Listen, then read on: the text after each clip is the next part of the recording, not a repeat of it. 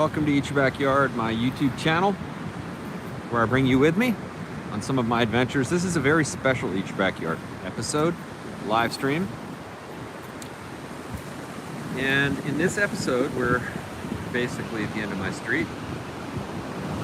Had a good surf today, pleased to report. Now, it might be a little windy on this live stream because the beach is windy.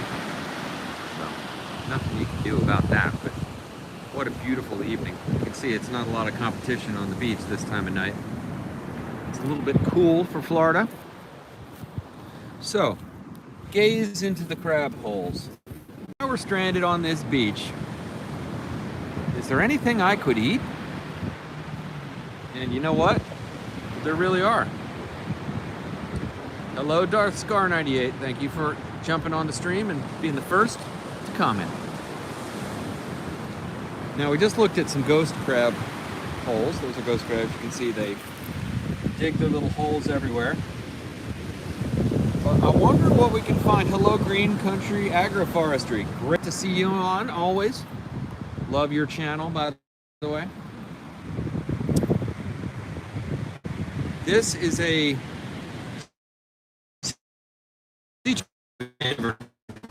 big kind.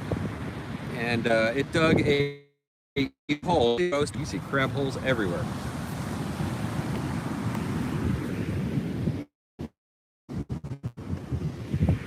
All right. So what can we find? Well, the first thing we find is something that is growing everywhere. We get to one where I don't have to. I treat the dune with respect. I don't really go up into it. I try not to disturb it really too much. It's kind of delicate. Well, you can read some from the beach. This is a good example. Now, I'm not going to mess with this at all, but that is a sea oat. And they actually are edible. You can buy them, plant them in your yard, grow them. You know, here I think they are protected, so, you know, we're not going to mess with it, but those oats are edible, oddly enough. And right behind it here, we see a plant that I think is more or less a widely distributed plant. I know it's in like the Polynesian Islands, certainly, but that's Hawaiian Sea Grape, they call it. The berries on that thing have been known to have some medicinal properties, like good for sunburns, etc. So that would be a good one to have on the list if you stranded on this beach. There were actually, if you can imagine such a thing, there were actually Spanish boats and so on that ran aground here hundreds of years ago, and whole crews were stranded and had to traverse the length of this beach and cross all shark-infested inlets and get swarmed on by mosquitoes and and be attacked by the natives. So pretty interesting history when you think about it. You know, the whole Spanish treasure fleet sunk right off the coast here. Not that far from here. All along here, maybe. I've seen many states of this beach. This is a pretty calm one, actually. Decent waves today. Winter time, Florida gets much more waves than in the summertime. Summertime, we wait for those hurricanes. But all right, let's get back to it. Let's see, before it gets dark, let's see if we can find a couple more edible things in and out. Just go ahead and walk the dune, see what I spot. I pride myself in knowing what most of these plants are. Now, the temperature right now is about, let's say, 68 degrees. Pretty nice. Here's one of my favorites. Oh, they are interesting. A little weird looking, but that's a beach sunflower. Now, this is actually, if you take the flower and kind of mash it up, you can smell. It's a sunflowery smell. I'm not sure if these are edible, to be sure about it, but they're great ground cover. See how easily they grow? They'll grow from a cutting, incredibly easy. Oh, and here's some railroad vine. That's a really interesting plant that grows right up. It's a pioneer plant. It'll establish, you know, so you can see along here, it'll establish some of the initial footholds of vegetation that then the grasses and so on can grow in and fill in. I find the dune ecology, biology to be absolutely fascinating, and you can see there's like colonies of plants that establish themselves sometimes on the mounds of these sea turtle nests. So all the critters down here, just like the chickens in my backyard a few blocks from here, are just going to town on that soil and making it better. Even down here they are. In this case, it's sea turtles and crabs. You can see lots of those sea grapes, just prolific growers. They send out shoots, runners all underground and grow under the ground, which is why they're so great for stabilizing dunes. But, you know, let me tell you, they're not going to stabilize the dune against any real event. Like I've seen many times. Maybe they slow it down a little. I don't know. But at the point where the ocean wants to eat that dune, it's gone. Oh, this is just a giant Hawaiian sea grape. But in and amongst it, hopefully I don't want to go back up in there and disturb it.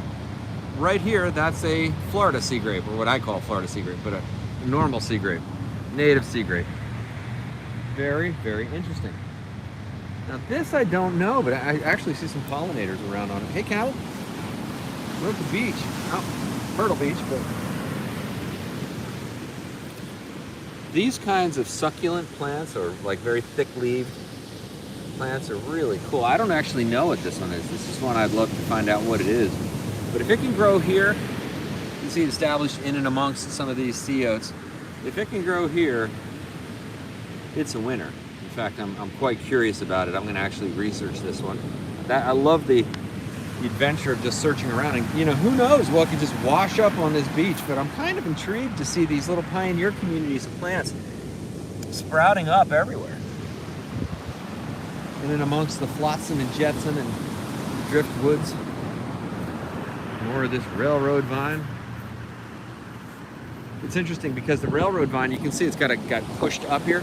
It'll actually grow way down, and then the waves will push it way up and bunch it up, and then it'll grow way down and push it back up. And sometimes it just gets decimated, you know, with a heavy event. Now, here's something that's kind of cool. Do you see the shape of this sea grape shrub? This is Florida sea grape. It is just scoured by the relentless winds.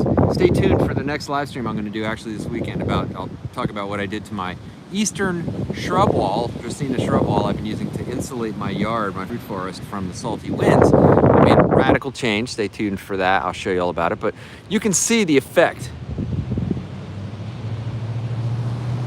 You can see the effect of the wind. It just shapes these shrubs down to aerodynamic shapes, basically. Yeah, purslane. I see what you're saying, purslane. I wish I could make it a little more bright, but it does kind of have that.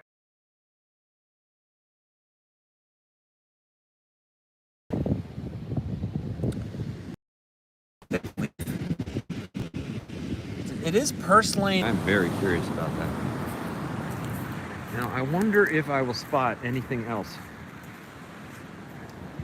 growing here, but I'm just observing that there's this kind of stuff, and that's odd. That's odd here. They've done a lot of renourishments, but community after community of these little plants. That's really cool. I hope they don't get wiped out by a big wave event anytime soon. Get to see what they get to do. Maybe it'll extend out the beach a little bit. All right, let's walk up here now. Interesting, almost like geology. You can see where they. Okay, it looks like I've got a patchy. I'm gonna have to turn around. Looks like my search for edibles up here, but probably not that much more I would find. I was hoping to find a prickly pear cactus. The prickly pear cactus will be here somewhere. I guarantee it. I know it, but I don't see any within view. They'll grow right up close to the beach too, and often be absolutely loaded with prickly pears. I mean, just falling everywhere. Yeah, I didn't bring my gimbal. That would have been good. I made a couple upgrades to the channel recently.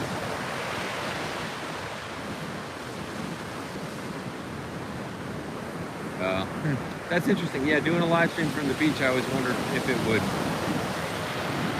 be choppy, laggy conditions.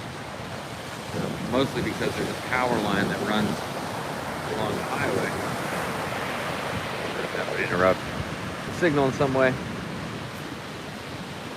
Oh, good. Yeah. Well, I suppose I stepped out of the zone of transmission. But yeah, really beautiful night. I love this time of night on the beach. I mean, you basically have it all to yourself.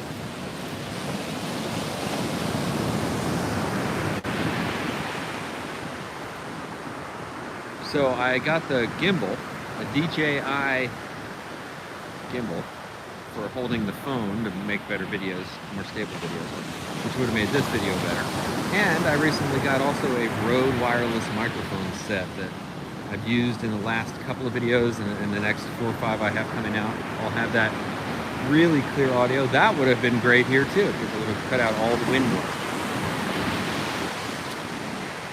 So if you're new to the channel, please subscribe. If you're already subscribed, thank you, I appreciate it very much. If you like this kind of video, just give it a thumbs up. And if you want to support the channel, the easiest way is just use the links to Amazon for plants and seeds and so on in the description of any Eat Your Backyard video. And that's like making a donation. It doesn't cost you anything extra. Those are affiliate links.